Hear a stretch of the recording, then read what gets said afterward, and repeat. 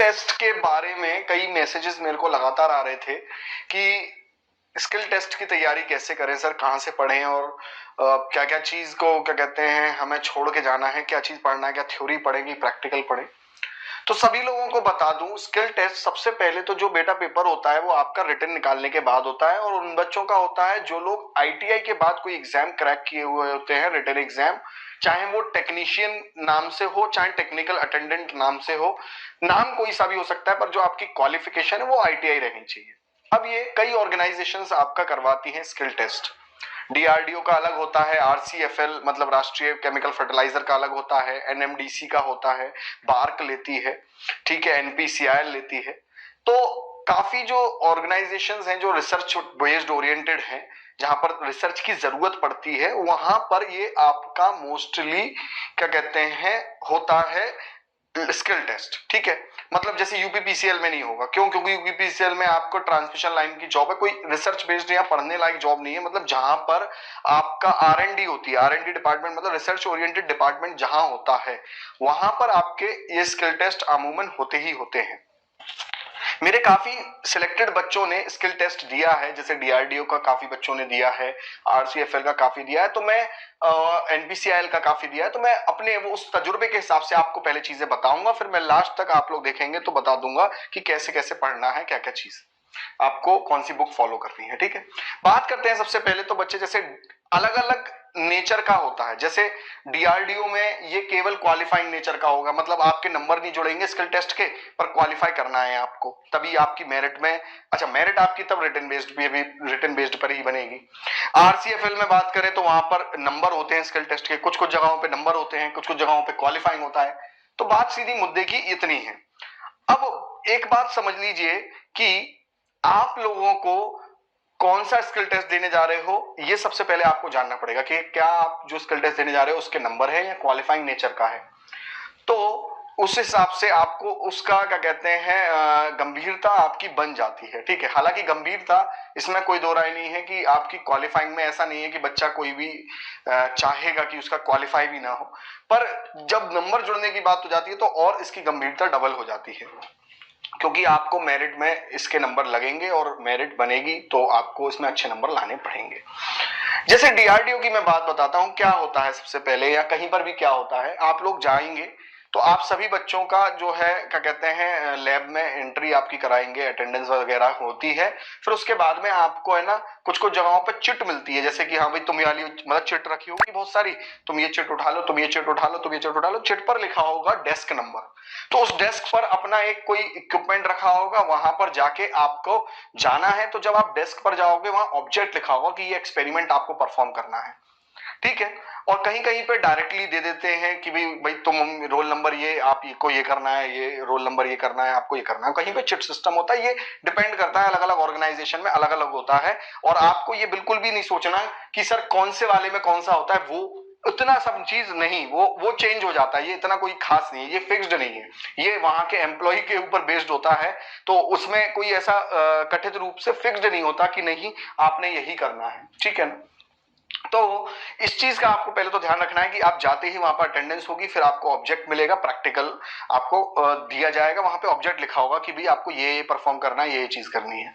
अब बात करते हैं ये एक्सपेरिमेंट कौन सा करना है, क्या चीज करनी है, वो क्या क्या चीज अमूमन होती है। ठीक है, जैसे फॉर एग्जाम्पल आपको दे देंगे वहां पे ट्यूबलाइट दे देंगे, स्विचेस दे देंगे, आपको एमीटर वोल्टमीटर दे देंगे, कहेंगे ट्यूबलाइट को पूरा कनेक्शन से जोड़िए, और एमसीबी जरूर रहती है, क्योंकि अगर मान लो कोई फॉल्ट कंडीशन बनी तो एमसीबी कम से कम उसे ओपन तो कर देगी। ठीक है, तो ये चीज समझ लीजिए कि स्किल टेस्ट के लिए आपको कनेक्शंस करने आने चाहिए, खासकर वो कनेक्शंस जो अमूमन घर में यूज होते हैं। जैसे ट्यूबलाइट के कनेक्शंस काफी कॉमन थे हर पेपर में, चाहे आपका डीआरडीओ हो, बार्क हो, एनएमडीसी हो, चाहे आपका एनपीसीआई हो, वहां आपके दो चार चीज कॉमन थी। एक ट्यूबलाइट का कनेक्शन आपका कॉमन था कि लगा दीजिए। अब वहां पे आपको एक कॉपी भी दी जाती है जिसमें ऑब्जेक्ट, आपको जो भी आपको ऑब्जेक्ट दिया गया है वो लिखना होता है, और साथ में आप एक्सपेरिमेंट का जो आपका सर्किट डायग्राम है वो कैसा बनाएंगे रफली, वो आपको बनाना पड़ता है। तो आपके जो क्या कहते हैं टीचर लोग हैं वो आपका पहले रफली सर्किट डायग्राम देखते हैं। ऐसा नहीं है कि आपने सर्किट बनाया और डायरेक्टली चालू कर दिया तो टीचर आपको चालू करने देगा, नहीं, सबको पहले हिदायत दी जाती है कि पहले आप सर्किट डायग्राम बनाइए, रफली बनाइए और हमें दिखाइए। तो जब वो रफली आपका अप्रूव्ड होता है तो आपको यहां वहां पे क्या कहते हैं वो आगे चालू करने की अनुमति देते हैं। फिर क्या होता है कि जब वो आप चालू करेंगे तो उससे पहले वो लोग आपके कनेक्शंस भी चेक करते हैं कि वायरिंग के कनेक्शंस प्रॉपरली है कि नहीं है, लूज कनेक्शंस तो नहीं है। लूज कनेक्शंस नहीं होने चाहिए, इस बात का ध्यान रखिएगा आप लोग ना। क्लियर है पॉइंट बच्चे? तो वहां पर ये सब चीजें आपकी चेक करी जाती है। जैसे अमूमन जो अब आपका देखिए इक्विपमेंट, जैसे एनपीसीआईएल में क्या था, आपका एनपीसीआईएल का बहुत टफ नहीं हुआ, वहां पर आपको इक्विपमेंट्स दिखा के बोलेंगे ये कौन सा है। करंट मेजर करो एमीटर से, वोल्ट मीटर मेजर करो एमीटर से, ठीक है। ऐसे करके क्वेश्चंस आपका पूछा जाएगा कि कनेक्शन में बच्चे बताना कितना वोल्टेज फ्लो, कितना वोल्टेज है और कितना एमीटर में करंट फ्लो कर रहा है। एक आपके पेपर में टोंग टेस्टर दे रखा था, टोंग टेस्टर दे रखा था और उससे कहा रखा था कि टोंग टेस्टर पूछी, मतलब आपसे डायरेक्टली इंस्ट्रूमेंट को दिखा के कहते थे अच्छा बताओ ये वाला इंस्ट्रूमेंट कौन सा है, किस प्रिंसिपल पे काम करता है। ये भी बात ध्यान रखना, इसका मतलब थ्योरेटिकल और प्रैक्टिकली आप दोनों तरीके से क्लियर होने चाहिए। टोंग टेस्टर दे के पूछा था आपसे कि ये प्रिंसिपल किस पे काम करता है, ये जो क्या कहते हैं टोंग टेस्टर किस प्रिंसिपल पे काम करता है। दूसरी चीज आपका क्या मेजर करता है, ठीक है, इससे करंट मेजर करके दिखाइए। फिर बाद में पूछा कि इससे दिखाइए लाइए, आप बच्चा बोलेगा कि करंट मेजर करता है, फिर पूछा बोला कि दिखाइए करके इसे आप मेजर ना। तो ये एक चीज है कि आपको सारे इक्विपमेंट्स का ज्ञान होना चाहिए ना, आपको सारे इक्विपमेंट्स पता होने चाहिए और किस किस प्रिंसिपल पे वर्क कर रहे हैं, ये सब चीजों का आपको ज्ञान होना चाहिए। इक्विपमेंट क्या क्या होते हैं एक लैब के अंदर, सोचिए। स्टार्टर होता है, आपके जितने भी एमीटर वोल्ट मीटर होंगे वो होगा, सीआरओ होगा, ठीक है। किस किस का थोड़ा प्रिंसिपल आपको सबके सबके पढ़ के जाने हैं, ये थ्योरेटिकल पॉइंट हो गया, ठीक है। आपके कनेक्शंस की बात करें, आपको मोटर का कनेक्शन दे देगा कि ये एक आरसीएफएल में था, आरसीएफएल में 5 स्टेजेस में था, समझना। डीआरडीओ का मैंने आपको बताया, डीआरडीओ का मैंने आपको बताया कि ट्यूबलाइट के कनेक्शन दे दिए थे, ठीक है। वहां एनर्जी मीटर भी दे दिया था, कुछ बच्चों को एनर्जी मीटर दे दिया था, क्या रहा था कि एनर्जी मीटर से रीडिंग बताइए कि कितना रीडिंग हमारा एनर्जी मीटर दे रहा है करके। ये एक बात है कि एनर्जी मीटर की रीडिंग, ठीक है। ऑफ लोड, वो ऑफ लोड तो करंट जीरो ही होगा, ऑन लोड करंट मेजर करना है। अगर आपके 2 बल्ब दे दिए, 3 बल्ब दे दिए, 4 बल्ब दे दिए, अलग अलग बार बल्ब देके लोड करंट मेजर करना है कि बताइए कि जब मैं 2 बल्ब लगा रहा हूं तो कितना करंट फ्लो कर रहा है, 3 और लगा रहा हूं तो कितना, 4 लगा रहा हूं तो कितना, ठीक है। ये आपसे पूछ लिया था। अगर मैं बात करूं कि आपसे पूछा जैसे आरसीएफएल की मैं बात करूं, आरसीएफएल में 5 स्टेजेस में था, 5 स्टेजेस में आपके मतलब ये स्किल टेस्ट था। जैसे एक स्टेज में आपका इक्विपमेंट का केवल नाम पूछा था, दूसरे स्टेजेस में आपके ये पूछा था कि मतलब सिंपल इक्विपमेंट में देखो, एक तो जो आपके मैकेनिकल इक्विपमेंट्स है वो सब आपको पता नहीं है, औजार जिसे कहते हैं, ये पढ़ के जाइएगा आप पहले से, औजार जिसे कहते हैं, है ना। जितने भी चाहे आपका स्पाइनर हो, पाना, रेंच वगैरह, इन सब के बारे में जानकारी लीजिएगा, ठीक है। अग्निशामक यंत्र जो होते हैं, फायर एक्सटिंग्विशर जो होते हैं, क्लास एबीसीडी का, इनके बारे में जानकारी लेके जाइएगा। वो वहां पे ये पूछ लेता है कि इलेक्ट्रिकल फायर को बचाने के लिए कौन सा फायर एक्सटिंग्विशर लगता है, ये वहां पे बात होती है किस, और इसके अंदर कौन कौन सी गैसेस होती हैं, ये सब चीजें होती है, ठीक है। आपके इक्विपमेंट के तौर पे वहां पर रजिस्टर रखा होगा, ट्रांजिस्टर रखा होगा, कैपेसिटर, बहुत बड़ी चीज नहीं, छोटी छोटी चीज से 5 स्टेजेस थी। आरसीएफएल की बात बता रहा हूं, एक स्टेज में केवल ये पूछा था ये रजिस्टर कैपेसिटर इंडक्टर कौन कौन सा है इसमें से, ये चीज। अब रजिस्टर कैपेसिटर इंडक्टर का ज्ञान कैसे होगा आपको, आपको कहीं ना कहीं एक चीज जान लीजिएगा, मैं लास्ट में बताऊंगा कि इसका ज्ञान कैसे होगा, कहां से होगा, ठीक है बच्चे। फिर आपका वहां पर मैगर रखा हुआ था, मैगर से आपको रेजिस्टेंस नापना था, याद रखिए हैंड ड्रिवन मैगर था। मैगर का प्रिंसिपल पूरा पढ़ के जाना, कभी कभी सर्किट डायग्राम बना के कहते हैं कि मैगर का बनाना फटाफट से।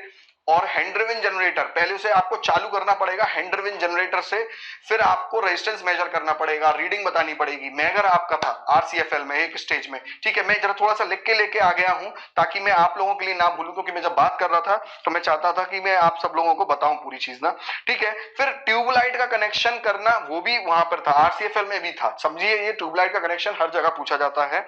और वोल्ट मीटर, एमीटर और करंट कैसे मेजर करना है, ये सारी चीजें हैं। ठीक है ना, मतलब वही ट्यूबलाइट के अंदर जब पूरा कनेक्शन होगा तो वोल्टेज, करंट, एमीटर, मतलब रेजिस्टेंस कितना है, ये सब चीज हमें बतानी थी कनेक्शन में। ठीक है, अच्छा एनपीसीआईएल में मैं बात करूं, ये तो आरसीएफएल में, एनपीसीआईएल में मैं बात करूं तो सिंपल आपका पूछा गया था कि क्या कहते हैं, एक तो इक्विपमेंट के नाम पूछे थे कि ये कौन कौन सा है, बस एनपीसीआईएल का इजी हुआ था, इक्विपमेंट के नाम पूछे थे, कौन सा जॉइंट, वायर में कितने प्रकार के जॉइंट होते हैं, टी जॉइंट, लैप है ना, टी जॉइंट होते हैं, है ना, जॉइंट बॉक्स सिस्टम होता है, वायरिंग कितनी प्रकार की होती है, वायरिंग कितने प्रकार की होती है वो पूछा था। ठीक है, एनपीसीआईएल में।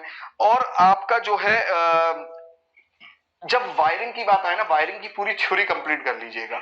जैसे वायरिंग आपकी कितने प्रकार की होती है, क्लीट, कंड्यूट, है ना, सरफेस कंड्यूट, कौन सी कितने वोल्टेज पे यूज होती है, ये सब चीजें आपकी पूछता है। और आरसीएफएल में जो लास्ट स्टेज थी उसमें आपका पूछा था पूरा स्टेटर का, आपको वो स्टेटर कह रहा हूं, स्टार्टर का, आपको मोटर का स्टार्टर दिया था और आपको बोला था कि मोटर कनेक्ट करके स्पीड कंट्रोल, वो उसकी स्टार्टिंग का जो है करंट कंट्रोल करो।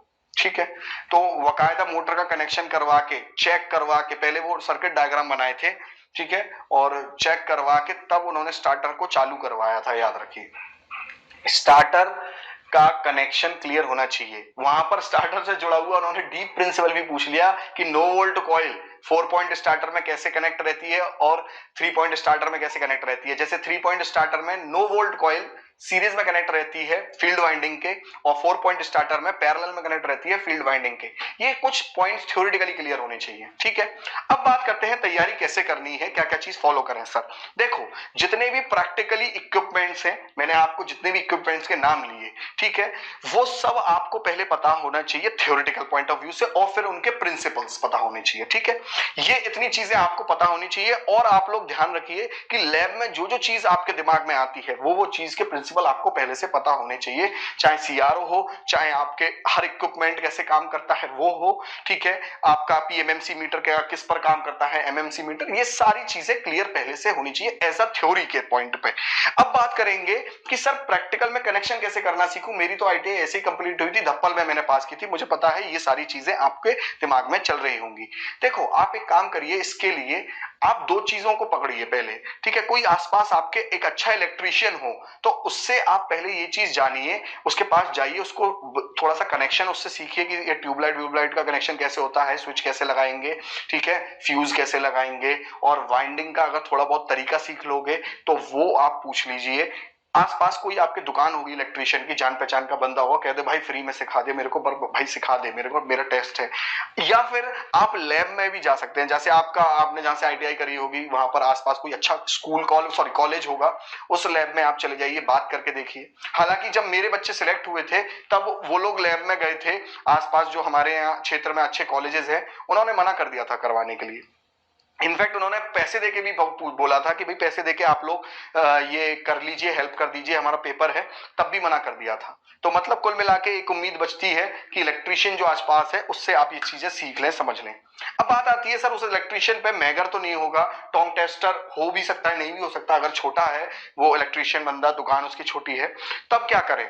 तो देखो यार, एक चीज समझो, इन चीजों को थोड़ा सा नेट से फॉलो करो, क्योंकि फिर आप क्या ही कर सकते हो, आपके पास कोई इलाज नहीं है। ठीक है, तो मेरे हालात ऐसे हैं कि मैं कुछ कर नहीं सकता, ऐसी स्थिति आपकी बनी हुई है। तो इस चीज का ध्यान रखिए कि आपको ये सारी चीजें आप YouTube से देखिए कि कनेक्शन ये टोंग टेस्टर से कैसे मेजर करते हैं, हैंड ड्रिवन जनरेटर कैसे चलाते हैं। ठीक है, तो ऐसा नहीं है कि बहुत ज्यादा वो लोग स्ट्रिक्ट भी हो जाते हैं, क्योंकि देखो अगर मैगर आपको चलाना नहीं आता तो औरों को भी नहीं आता, क्योंकि मैगर जैसी चीज है ना, ये जॉब वगैरह में आपको यूज करवाई जाती है। जैसे अमूमन डिस्ट्रीब्यूशन कंपनियां जो होती हैं, जो आपके शहर में डिस्ट्रीब्यूशन कंपनियां होंगी, वो लोग इसका यूज बहुत करते हैं। जैसे आपके क्षेत्र में होंगी ना जो डिस्ट्रीब्यूशन कंपनियां, कहीं पे यूपीपीसीएल है, जैसे आगरा जैसे शहर में टोरेंट है, ठीक है, जहां मैं रहता हूं तो वहां टोरेंट है ना, और जो आपका क्या कहते हैं यूपीपीसीएल कहीं पर डिस्ट्रीब्यूशन करती है, उनके पास मैगर होते हैं, टोंग टेस्टर आमूमन होते हैं। अगर ऐसी किसी की जुगाड़ है तो वो भी वेल एंड गुड है। पर देखो, मैं ये नहीं कहूंगा कि आप जरूर जबरदस्ती मतलब किसी से करें करके, और ऐसा सोचें कि मैं ये करके नहीं गया तो मैं कुछ ही कर नहीं पाऊंगा टेस्ट के अंदर, स्किल टेस्ट के अंदर, ऐसा नहीं है। याद रखिए, आपको नहीं आता तो औरों को भी नहीं उतना आता है। कोई एक आधी बच्चे की इतनी जुगाड़ लग पाती है, पर जिनकी नहीं लग पाती, यूट्यूब जिंदाबाद, सबसे बेस्ट ऑप्शन है ना। ठीक है, तो उम्मीद करता हूं मैंने पूरी कोशिश करी। चंद्र प्रकाश सर आपके साथ हमेशा रहेंगे। ठीक है, आप लोग मुझे टेलीग्राम पे से पढ़नी है, आप लोग अपनी आईटीआई वाली बुकों से पढ़ सकते हैं थ्योरी। ठीक है, जैसे अमूमन मैं आपको बताऊं एशियन की बुक आती है आईटीआई की, ठीक है, आप उससे पढ़ सकते हैं। और क्या कहते हैं आपकी दुग्गल की करके एक आईटीआई की बुक आती है, वहां से आप लोग पढ़ सकते हैं। तो अच्छा कंटेंट उनमें दिया रहता है, जिन बुकों का नाम मैंने लिया है। ठीक है, मैंने देखी हुई है, हालांकि पढ़ी नहीं है क्योंकि पढ़ते तो हम लोग अपनी एमटेक बीटेक की बुकों से ही हैं, पर हाँ मैंने देखी हुई है, कंटेंट अच्छा था। ठीक है, तो आप लोग ये फॉलो करिए थ्योरी के लिए, और जो जो इक्विपमेंट्स है उनकी एक दिमाग में लिस्ट तैयार कर लीजिए, थोड़ा थोड़ा प्रिंसिपल आपको क्लियर होना चाहिए। ठीक है, तो उम्मीद करता हूं आपको जानकारी अच्छी लगी होगी। अच्छी लगी होगी तो एक कमेंट और एक लाइक आपका बनेगा, क्योंकि कमेंट से मुझे पता चलेगा कि क्या मैं आपको जानकारी पूरी दे पाया हूं कि नहीं।